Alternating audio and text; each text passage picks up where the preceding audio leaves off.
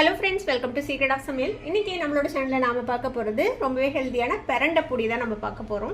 இந்த பிரண்டை பொடி இருந்துச்சுன்னா நீங்கள் இட்லி தோசைக்கு இட்லி பொடி மாதிரி வச்சு சாப்பிட்லாம். நெய்யோ இல்லை நல்லெண்ணெயோ விட்டு, சாதத்துக்கும் அதே மாதிரி நல்லெண்ணெயோ இல்லை நெய்யோ விட்டு நீங்கள் பிணைஞ்சு சாப்பிட்லாம். ரெண்டுக்குமே நல்லாயிருக்கும். சரி வாங்க, வீடியோக்குள்ளே போய் நம்ம சூப்பரான பிரண்டை பொடி எப்படி செய்யலாம் அப்படின்னு பார்க்கலாம் வாங்க.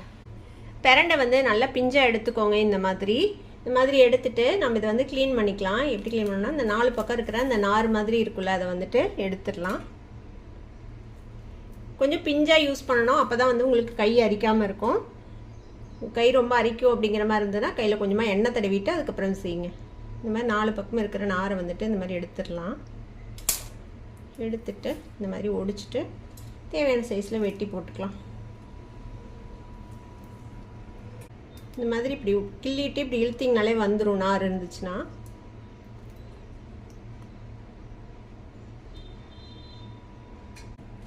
இப்போ இந்த பிரண்டையை ஒரு பாத்திரத்தில் கொஞ்சமாக மஞ்சள் தூளும் உப்பும் போட்டு தண்ணி ஊற்றி வச்சுருக்கேன். அதில் போட்டு நம்ம நல்லா கழுவிக்கலாம். பூச்சி எதுனா இருந்தாலும் இருக்கும்.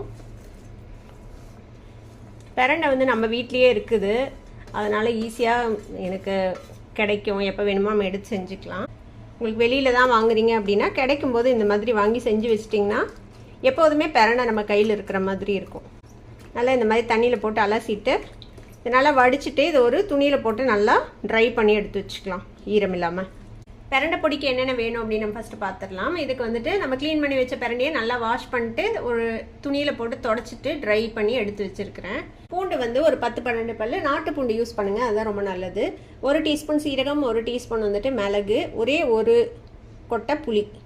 மிளகா உங்கள் காரத்துக்கு தகுந்த அளவுக்கு எடுத்துக்கோங்க. நான் ஒரு 7-8 மிளகா எடுத்துருக்கிறேன். கருவேப்பிலை ஒரு 2-3 கொத்து எடுத்து வச்சுக்கோங்க. 1/2 கப்பு கடலைப்பருப்பு, 1/2 கப்பு உளுத்தம்பருப்பு, கொஞ்சமாக பெருங்காயத்தூள், கல்லுப்பு தேவை. இப்போ இதை எப்படி செய்யலான்னு பார்க்கலாம். ஒரு வடச்சட்டி அடுப்பில் வச்சுருக்கிறேன். இதில் கொஞ்சமாக எண்ணெய் விட்டுக்கலாம். முதல்ல இந்த பிரண்டையை வறுத்து எடுத்துக்கலாம். நிறைய எண்ணெய் விட்டு பிரண்டையை பொரிச்சு கூட எடுக்கலாம். பொரிச்சு எடுத்துட்டு நல்லா எண்ணெய் இல்லாமல் ஒரு டிஷ்யூ பேப்பரில் போட்டு எடுத்து யூஸ் பண்ணுறதுனால பண்ணலாம். இந்த மாதிரி நம்ம சட்னிக்கு வதப்போம்ல, அந்த மாதிரி வதக்கி யூஸ் பண்ணலாம். நல்ல கலர் மாதிரி சுருங்கி வரணும், அது வரைக்கும் இது நல்லா வதக்கிக்கோங்க. நல்ல வெயில் டைமாக இருந்துச்சுன்னா நீங்கள் வெயிலில் நல்லா சுண்டை காய வச்சு அதுக்கப்புறம் லேசாக வறுத்துட்டு கூட யூஸ் பண்ணலாம். அதுக்கு எண்ணெய் ரொம்ப கம்மியாக விட்டால் போதும். இந்த மாதிரி நல்லா வதக்கிடணும். பாருங்கள், நல்லா சுருண்டு வதங்கிடுச்சு. அந்த பச்சை கலரே மாறி கொஞ்சம் ப்ரௌன் ஷேட்டில் ஆயிடுச்சு. இந்தளவுக்கு நல்லா வதக்கி எடுத்துக்கோங்க. இப்போ இதை ஒரு டிஷ்யூ பேப்பரில் வச்சிடலாம். இதில் ஏதாவது எக்ஸ்ட்ரா ஆயில் இருந்ததுன்னா அது அதில் அப்சர்வ் ஆயிரும். இப்போ இதே வடச்சட்டியில் நம்ம எடுத்து வச்சுருக்க இந்த பூண்டு பல் இருக்குல்ல, அதையும் சேர்த்து லேசாக வறுத்துக்கலாம். இது கூட ஒரு கொட்டை புளியும் சேர்த்திக்கோங்க. இந்த வரமிளகாவும் சேர்த்திக்கலாம். இதையும் லேசாக வறுத்து விட்டுக்கோங்க.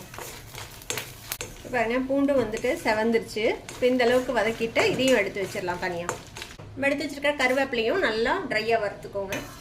ஈரப்பதம் போக நல்லா மொறுன்னு வறுத்துக்கலாம். கருவேப்பிலையும் நல்லா மொறுன்னு வறுப்பட்டுருச்சு. இதையும் எடுத்து கொட்டிடலாம். இதுலேயே அந்த 1 டீஸ்பூன் சீரகம், மிளகு அதையும் வறுத்துக்கலாம். லேசாக சூடு ஏறினா போதும், ரொம்ப நேரம் வறுக்கக்கூடாது. சும்மா ஒரு 10 செகண்ட் வறுத்திங்கன்னா போதும். இதை எடுத்து கொட்டிடலாம். இந்த 1/2 கப் கடலைப்பருப்பை வறுத்துக்கலாம். மீடியம் ஃப்ளேமில் வச்சு நல்லா செவந்து வர வரைக்கும் வறுத்துக்கோங்க. இப்போ பாருங்கள், நல்லா வறுப்பட்டுருச்சு. கடலைப்பருப்பு நல்லா செவந்து வறுப்பட்டுருச்சு. இந்த மாதிரி மீடியம் ஃப்ளேமில் வச்சுட்டு நல்லா பொறுமையாக வறுத்து எடுத்துக்கோங்க. இப்போ இதை எடுத்து கொட்டிடலாம் அதிலையே. இப்போ இந்த 1/2 கப் உளுத்தம்பருப்பையும் வறுத்துக்கலாம். அதே மாதிரி இதையும் அதே மாதிரி பொறுமையாக வறுத்துக்கோங்க, செவந்து வர வரைக்கும்.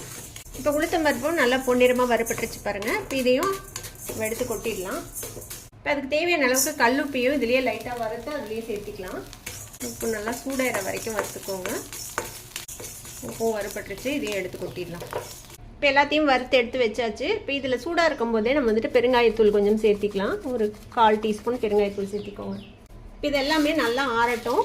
ஆறுனதுக்கப்புறம் நம்ம இதை பொடி பண்ணிக்க வேண்டியது தான். இப்போ நல்லா ஆறிடுச்சு. இப்போ இதை மிக்சியில் போட்டு நம்ம அரைச்சி எடுத்துக்கலாம். இப்போ மிக்சிக்கு மாற்றியாச்சு. இதை நீங்கள் நைஸாக வேணாலும் பொடி பண்ணிக்கலாம், இல்லை கொஞ்சம் கரகரப்பாக வேணாலும் பொடி பண்ணிக்கலாம். உங்களுக்கு எந்த மாதிரி பிரியுமோ அந்த மாதிரி பண்ணிக்கலாம். இதை நீங்கள் இட்லி பொடி மாதிரி யூஸ் பண்ணலாம், இல்லை சாதத்தோட பிணைஞ்சும் சாப்பிடலாம். உங்களுக்கு எந்த மாதிரி வேணுமோ அதுக்கு தகுந்த மாதிரி பொடிச்சு எடுத்துக்கோங்க. இப்போ இதை பவுடர் பண்ணி எடுத்துகிட்டு வந்துடலாம். பாருங்கள், இந்த மாதிரி பொடி பண்ணி எடுத்துக்கோங்க. ரொம்ப நைஸாகவும் இல்லாமல் ரொம்ப கோர்ஸாகவும் இல்லாமல் நான் பொடி பண்ணியிருக்கிறேன். இப்போ இதை ஒரு தட்டில் கொட்டி நல்லா ஆற விட்டு அதுக்கப்புறம் ஒரு டப்பாவில் போட்டு நீங்கள் ஸ்டோர் பண்ணிக்கலாம். ஒரு மாதம் வரைக்கும் இது ரொம்பவே நல்லாயிருக்கும். நம்ம கொஞ்சமாக எண்ணெய்லாம் யூஸ் பண்ணியிருக்கிறோம்ல, அதனால இது ரொம்ப நாளைக்கு ஸ்டோர் பண்ணக்கூடாது. இதை ரொம்ப நாள் நீங்கள் ஸ்டோர் பண்ணணும்னு நினச்சிங்கன்னா ஃப்ரிட்ஜில் வச்சுக்கோங்க. இப்போ இதை தட்டில் கொட்டி நல்லா ஆற விட்டுடலாம். அருமையான ஒரு பிரண்டை பொடி ரெடி ஆகிடுச்சு. இது ரெடியாக இருந்துச்சுன்னா நீங்கள் வந்துட்டு சாதத்துக்கு இல்லை இட்லி தோசைக்கும் எதுவும் தேட தேவையில்லை. ரொம்பவே ஹெல்த்தியான ஒரு ஆப்ஷனாகவும் இருக்கும் இது. கண்டிப்பாக ட்ரை பண்ணி பாருங்கள். ட்ரை பண்ணி பார்த்துட்டு எப்படி இருந்தது அப்படின்னு கமெண்ட்ஸில் ஃபீட்பேக் கொடுங்க. இந்த வீடியோ உங்களுக்கு பிடிச்சிருந்ததுன்னா சப்ஸ்கிரைப் பண்ணுங்கள். பக்கத்தில் இருக்கிற பெல் ஐக்கானை கிளிக் பண்ணுங்கள். அப்போ தான் ஃபியூச்சர் நோட்டிஃபிகேஷன்ஸ் உங்களுக்கு உடனே வந்து சேரும். லைக் பண்ணுங்கள், ஷேர் பண்ணுங்கள். தேங்க்யூ ஃபார் வாட்சிங் வீடியோ வியூவர்ஸ். Bye bye.